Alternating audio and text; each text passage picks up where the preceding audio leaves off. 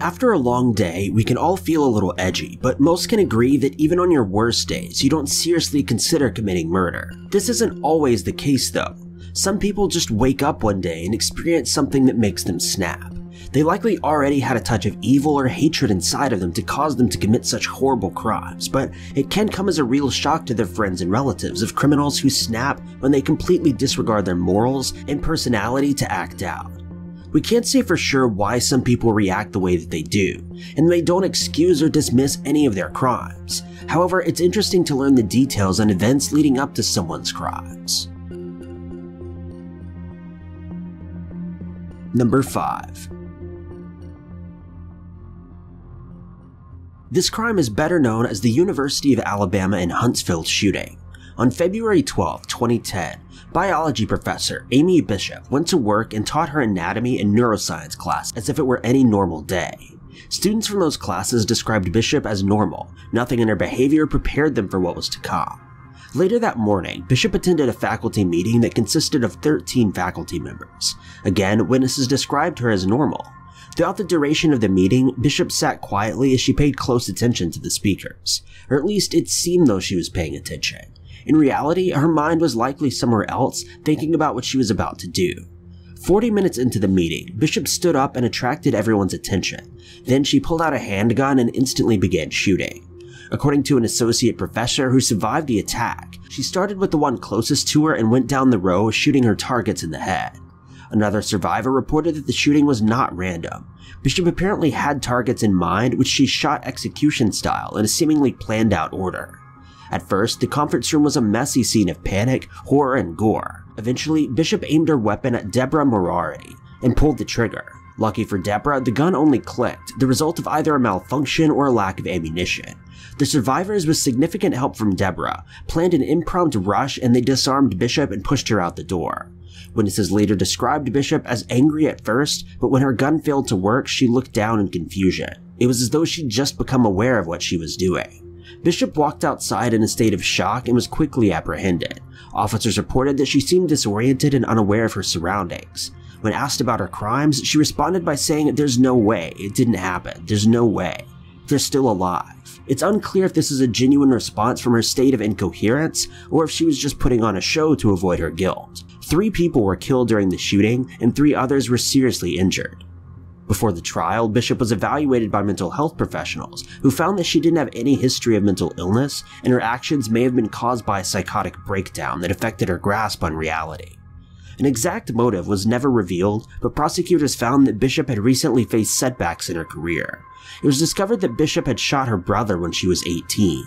The shooting was deemed an accident, but it could have been an important detail in understanding her motive. Bishop was charged with 1 count of capital murder and 3 counts of attempted murder. She pled guilty and was sentenced to life without parole. Number 4. In March of 2005, Brian Nichols was set to attend a court trial over rape and attempted kidnapping charges. Just before the scheduled trial time, Nichols overpowered a female guard and stole her gun. He used the weapon to beat the guard and ultimately put her into a coma. He then changed his civilian clothes, which were intended to be worn for his trial. Nichols entered the courthouse and headed to Judge Rowland Barnes' chambers. On his way to the judge, Nichols ran into 2 case managers and an attorney. Using the stolen gun, he threatened the group and demanded to know where Judge Barnes' chambers were. A sergeant entered the courtroom and tried to disable Nichols, but failed. As a result, Nichols forced the sergeant to cuff the other hostages. An alarm was set off, which caused Nichols to rush his plan. He entered the courtroom and fatally shot Judge Barnes as well as a court reporter. He then ran back to the sergeant before making his escape. After leaving the court, Nichols committed a series of carjackings to get out of town. He was eventually featured on America's Most Wanted, and a $65,000 reward was offered for his arrest. While on the run, he allegedly tried to kidnap a young woman who was protected by her boyfriend. An immigration officer living in the area was shot at his home, and many of his belongings were stolen, including a gun and a badge. It's believed that Nichols committed this murder while trying to collect materials for his escape. A woman in Georgia called 911 to report that Nichols was hiding out in her apartment complex. Officers arrived as fast as possible, and Nichols surprisingly surrendered. In 2008, Nichols was given several life sentences with no chances of parole. While this criminal had a history of crime, murder was not on his resume. The crimes that he previously committed were heinous and very wrong, but they were not as severe as taking someone's life. It could be argued that Nichols was filled with fear over his upcoming trial, which he likely would have been found guilty in. And as a result of this fear, Nichols possibly spiraled into a panic state of fight or flight. It's also important to note that he had to have been aware that he couldn't run forever, which poses the question, why even bother? Number 3. A crime of passion is a term used to describe a situation in which one person commits a violent crime against another person due to strong emotions such as rage or jealousy. In most cases, crimes of passion are committed by otherwise non-violent individuals. In the case of Robert Cromwell, most agree that what happened was a crime of passion. In fact, the crime is almost a textbook example of someone snapping out of nowhere due to strong emotions. Cromwell began dating Casey Wright in 2011. The relationship blossomed quickly and the couple got engaged a year later. In mid-October 2012, Wright broke off the engagement because of a common relationship issue. She moved out of their shared home, but the couple still communicated often. Cromwell later explained that he believed the relationship was not over, and instead that they were just going through a rough patch. On a night in early November 2013, Wright went to Cromwell's home to hang out and ultimately stayed the night. As Wright slept in his bed, Cromwell went snooping through her phone.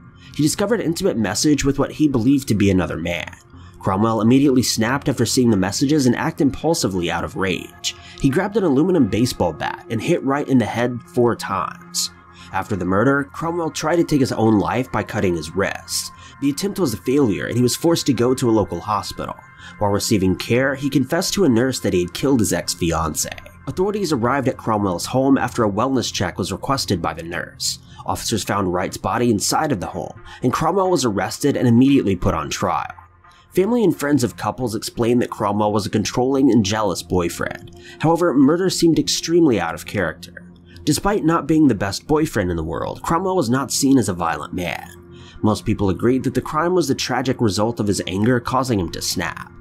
In the trial that followed, Cromwell expressed deep remorse for his crimes. A jury of 12 people took less than an hour to find him guilty of murdering his ex-fiancée. Defense lawyers argued that Cromwell was a good man who experienced an emotional disturbance that caused him to act without considering the consequences. The jury did not buy this response, and Cromwell was convicted. Number 2. Raising children can be a difficult task. Most will admit that certain moments and aspects of being a parent can be challenging and cause emotional distress. However, most parents would never even consider killing their own children. Sadly, Fred Fleener did not agree with that notion. In 2015, Fred Fleener and his 22-year-old son got into a heated argument. While reports claimed that the fight started over biscuits and gravy, it's possible that the initial fight grew into something more with deeper issues that were brought up. Apparently, Fred's son became angry when he found out that there was not enough food available for breakfast. According to Fred's statement, his son became violent towards him. Fred then grabbed his gun and fatally shot his son in the chest.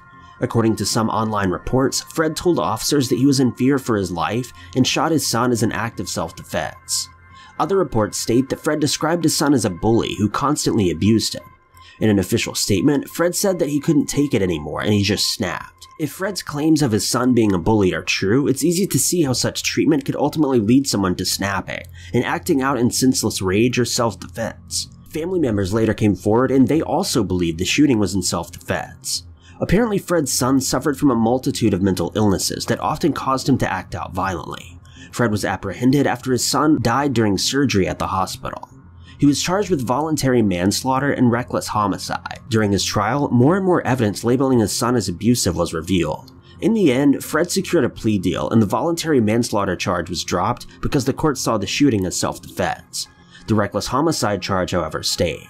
Fred was sentenced to 2 years probation, and this was a lucky sentence for a crime so severe. Considering the court's decision, it's safe to say that Fred committed the crime as a result of finally snapping. While there's no excuse for murder, you consider the daily torment Fred likely went through in trying to deal with his unstable and violent son. Fred's actions became more understandable. The most upsetting aspect of this case is that both Fred and his son likely suffered from some degree of mental illness and were unable to seek proper care. Had mental health care been more readily available for either man, perhaps the crime would have never happened. This case is an excellent example of criminal snapping, but it's also an important example of a failed mental health care system. Number 1. Holding down a stable job is important to pretty much every adult in the world. Our jobs provide us with the necessary income to survive, and people living from paycheck to paycheck can easily understand the immense stress associated with losing a job. When someone living on a low wage loses a job, they're faced with an even harder struggle of paying bills and taking care of responsibilities. In some cases, losing a job could cause a worker to end up homeless, so it's completely understandable that someone who just lost a job may experience emotional turmoil. In fact, some people may even snap after losing a position and resort to mindless crimes. This seems to be exactly what happened to Aronia Roush. In March of 2010, Roush was working as a seafood specialist for a company called Publix. Roush had allegedly been experiencing problems at work with a colleague, Gregory Janowski. It's unclear what sparked the issues between the two, but some reports say that Roush, struggling on a low income, had lost several shifts to Janowski. As a result, she was jealous and stressed. Several days before her crime, Roush had marked out Janowski's name on the schedule and threatened to kill him. While it may sound harsh, witnesses explain that Roush's threats were delivered in a joking manner, and none of them truly believed she would cause harm.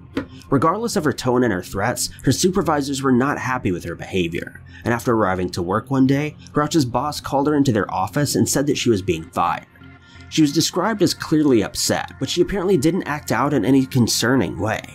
Unfortunately, that observation proved to be incorrect though, and when Roush returned to her workplace later the same day, she was apparently on the hunt for other colleagues that somehow contributed to her being fired.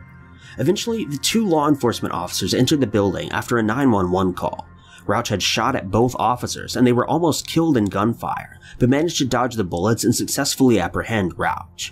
Her defense attorneys tried to convince the jury that she acted out of a fit of rage, which caused her to temporarily lose sight of reality.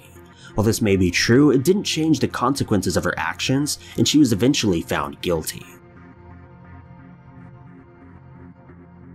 Thank you guys so much for watching. If you liked this video, be sure to click that like button. Also, don't forget to subscribe and click that notification bell to keep updated with our videos. And if you enjoyed this narration, maybe consider checking out my personal channel at youtube.com/ty_knots.